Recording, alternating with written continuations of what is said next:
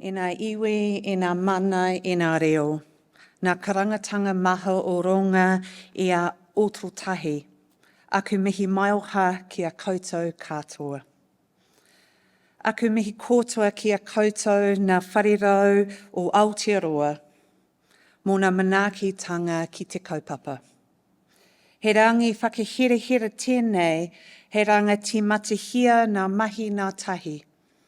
Ngā mahi pāheko ki te manaaki ngā tangata o mātou hapori. Ko waiahau. Ko tamarau no ronga e te rangi, ko rongo uiroa te tupuna hiki iho ki a pari te rangi. Ko te ati awa no ronga e te rangi, no te ati awa o te waka a Māui me Ngāti Rārua ahau. Ko tōku turanga ko te manutaki o te tāpuiata whai i Tāmaki Makaurau, ko Helen Robinson e mihi atu nei. My name is Helen Robinson, and I have the pleasure of standing here with four extraordinary women to speak with you today, actually, to talk and to listen. And so it is my pleasure here to introduce Caroline Hirawini, who is the kaiwhakahaere of Te Wharitiaki Wahine Refuge in Porirua. Vic Crockford, who is coordinator and convener of us lot. Jill Hawkey here, who is the Executive Director of the Christchurch Methodist Mission, and Jo Cribb, who is the Chair of the Wellington Homeless Women's Trust. My job in 3 minutes flat is to bring something from the bottom up to the surface. It is to describe a reality that is invisibilised, is silenced, and at worst is disappeared in our country. In the 2018 census, 100,000 people were declared homeless. Most of us, or many of us in this room, will know that reality. What is silenced, or is invisibilised, or is disappeared is the fact that 50% of those 100,000 people are women. 75% of that 50% are wahine Māori. 80% of that 50% of wahine are women with children. What is going on that it takes until 2023 that we dare to brave this discourse and bring this up from the bottom to the surface? Today is a very clear moment and statement where we say, the coalition of the willing, no more. Where we say, no more.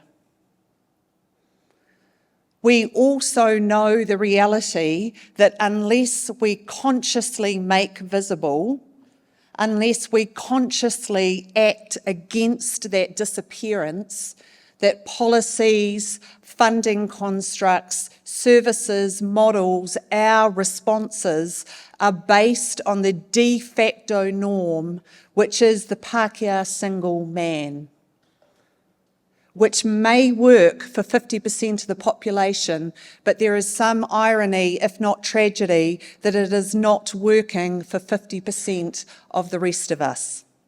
And particularly for 75% of that group, wahine Māori. Now, we know, and I certainly know through our experience at the Auckland City Mission, and in all honesty, our failure, and then our recognition, that unless we design services specifically for women, and particularly for Māori women, the norm is just created and recreated. Women everywhere need something different. Pacifica woman, Māori woman, rainbow woman, younger woman, older woman. And it is incredibly tragic to know that the largest group of growing cohort of homelessness in our country are women over the age of 65. There is work to be done, and it can be done. And the invitation today, certainly in the workshop and beyond, is to begin to do that, to join an extraordinary but not exclusive coalition of the willing, to actually begin to make what is invisible visible, to make what is silence spoken, and to make what has been disappeared real and surfaced. Incredibly important for women in our country, for women with children, and particularly for wahine Māori. So on that note, it is my pleasure to hand over to Caroline, who will share some of these stories and the realities of her mahi and her life.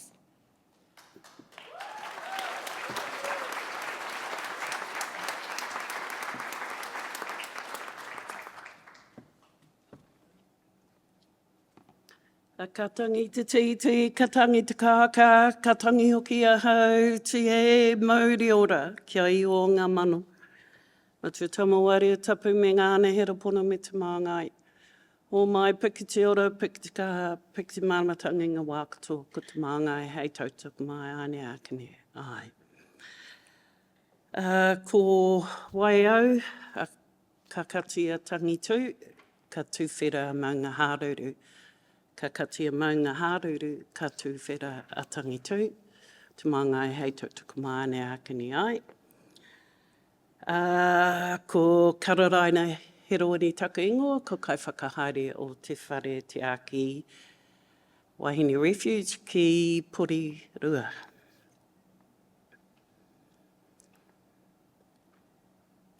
In the early or mid-2000s, a tupuna of ours, Sir Paul Arthur Reed, was posed the question, do we all have a place in Aotearoa? And he responded with, of course you all have a place in Aotearoa. But know this, my place is not your place until you understand my place.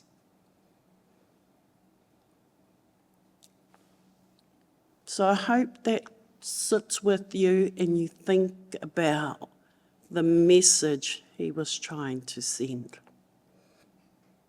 Until you know my place, you don't have a place. I want to talk about how long we've known homelessness.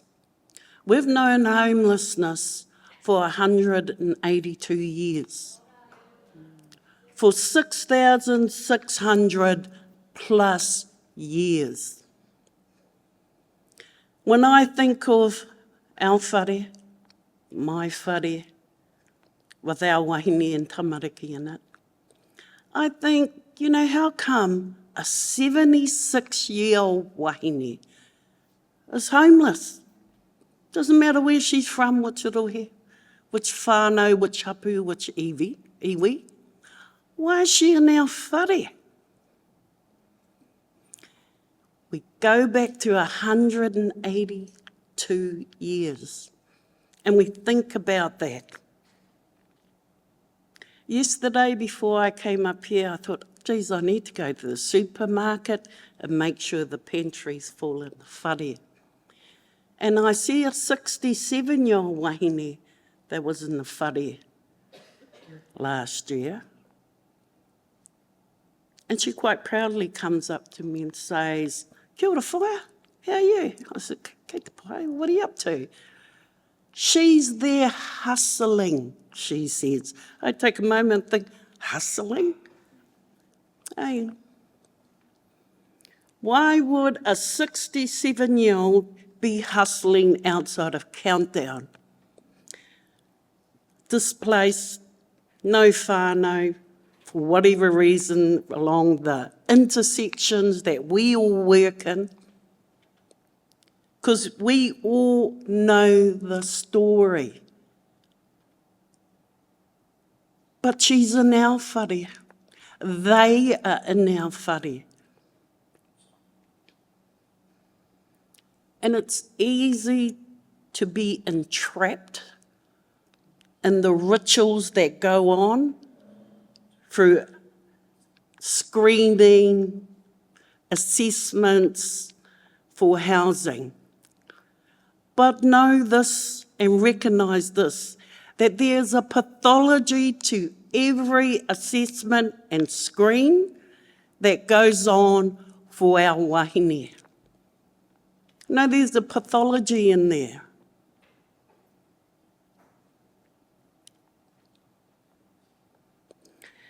We are profiled within 3 seconds before we even open our mouth.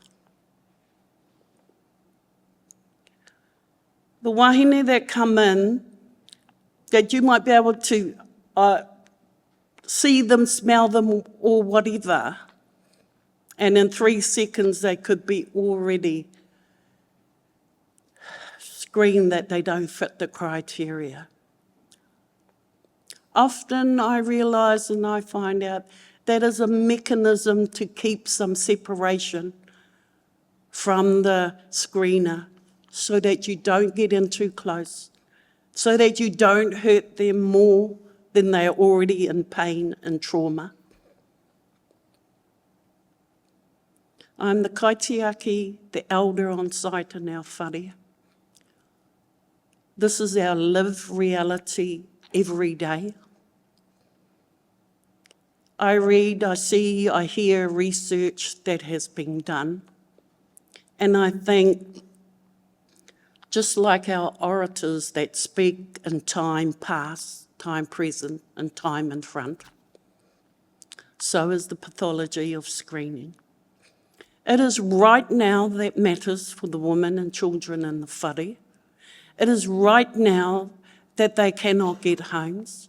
It is right now that they're being put into transitional housing, housing that is not appropriate for women and their children who are traumatised and trying to think of a safety plan or an exit plan or how they are going to be re-established back into a community, displaced from their, not only their community, but their local schools and their whānau.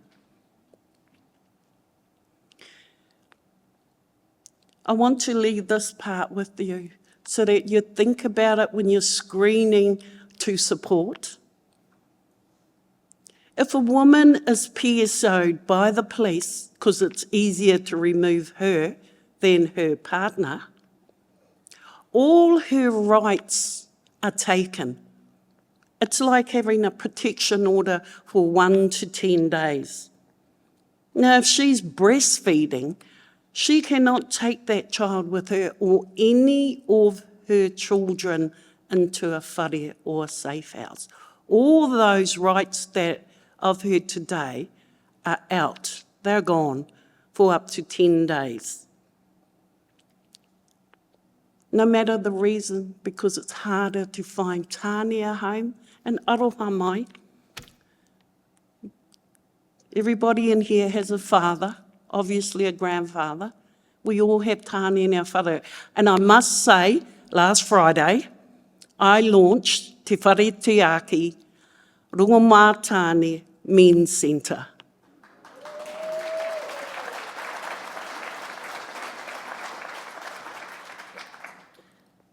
But I also like to say that whilst our, your, my, wahine and tamariki are in our whare, we're only the caregivers for a very short amount of time. And so I urge you and plead to you and kāinga ora